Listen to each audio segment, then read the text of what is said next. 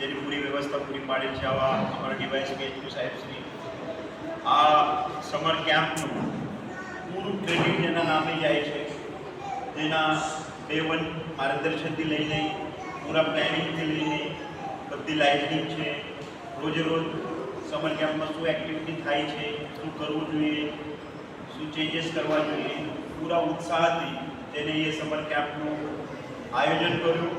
આ summer camp બહુ યશસ્વી રીતે પૂર્ણ આપણે જ્યારે કરીએ છીએ ત્યારે આપણા ડીવાયએસપી શ્રી નયનાબેન ગોરડિયા અને આ સમર કેમ્પની પ્રેરણા કહું એમ તો મારા ધર્મપત્ની ભૂતકાળમાં જ્યારે સમર કેમ્પની પહેલી વખત ચર્ચા થઈ હતી કે આવું કંઈ આયોજન કરીએ ત્યારે મેડમ શ્રી પાસેથી આવ્યા હતા કે આપણે આવું કંઈક હેડક્વાર્ટરમાં આયોજન કરવું જોઈએ. આમ ગયા વખતે મારી મોટી દીકરીને આપણે કંઈ ખાતેના જે અમે સમર કેમ્પ જોયા હતા, આમાં અમને વધારે મજા નહીં આવી. જે એક્ટિવિટીઝ થાય છે બહુ રિપીટ થાય છે અને એના લીધે આપણા પાસે હેડક્વાર્ટરમાં આટલા મોટા પ્રમાણમાં બાળકો છે, તો આપણા જે યોગ્ય છે તે કસ્ટમ કરીને આપણી રીતે આપણે સમર કેમ્પને આયોજન કરવું એ નિયોજન હતું અને બહુ યશસ્વી રીતે બહુ કસ્ટમાઇઝ પ્રોગ્રામના રીતે કોઈ પણ પેકેજમાં નહીં પરંતુ આપણી જે રીતે જરૂરિયાત છે, ટાઈમિંગની છે, વ્યવસ્થાની છે, ઇવેન્ટની છે, તે મુજબ સમર કેમ્પને આયોજન થયું અને બહુ સરસ એવું રહ્યું. મેં વારંવાર મારા જે સાથે સ્ટાફ કામ કરે છે એ સ્ટાફને પણ પૂછતો હતો.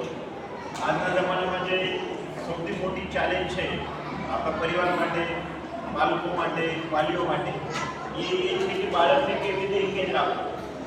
બાળકને હવે નવા જમાનામાં જે નવી ફિલોસોફી છે શીખવાની, એ હું તમને અમુક વસ્તુ બતાવું અને તમે શીખો, એ તો વધારે ચાલે એમ નથી. હવે નવા જમાનામાં એવું માનવામાં આવે છે કે ઇન્વોલ્વમેન્ટ ઇન ધ લર્નિંગ.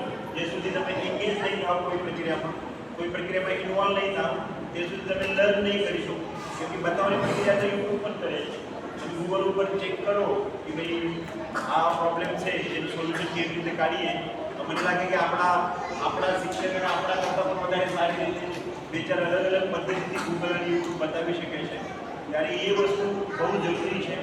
સાથે સાથે મને જે આજના સમાજનું અને આજના જે 2-5 વર્ષના, 10 વર્ષના, 15 વર્ષના યુવક નીચેના બાળકો છે, એમાં મારું જે આગ્રહ રહ્યો છે, અમારા સાથે જ્યારે અમે કંપેર કરીએ તો 1990માં, 95માં, 2000માં જે લોકો જન્મ પામ્યા છે, અત્યારના બાળકોમાં થોડા સોશિયલ સ્કિલ્સ જે છે એ સોશિયલ સ્કિલ્સ થોડા ઓછા રહે છે.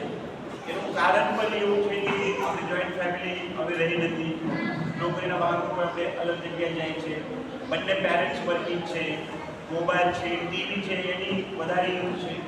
એટલે બાળકને કોઈ દેશ ઘરમાં આવે, કોઈ નવું ફ્રેન્ડ કેવી રીતે બનાવવું, કોઈ અન્ય વ્યક્તિ આવે તો એને કેવી રીતે મળવું, એની સાથે કેવી રીતે અન્ડરસ્ટેન્ડિંગમાં જવું, એ બાબતો ગમતી નથી. એટલે કોઈ ગેસ્ટ પણ ઘરમાં આવે તો બાળક પોતાની અલગ રૂમમાં જઈને બેસે છે, અલગ રીતે કંઈક કરે છે.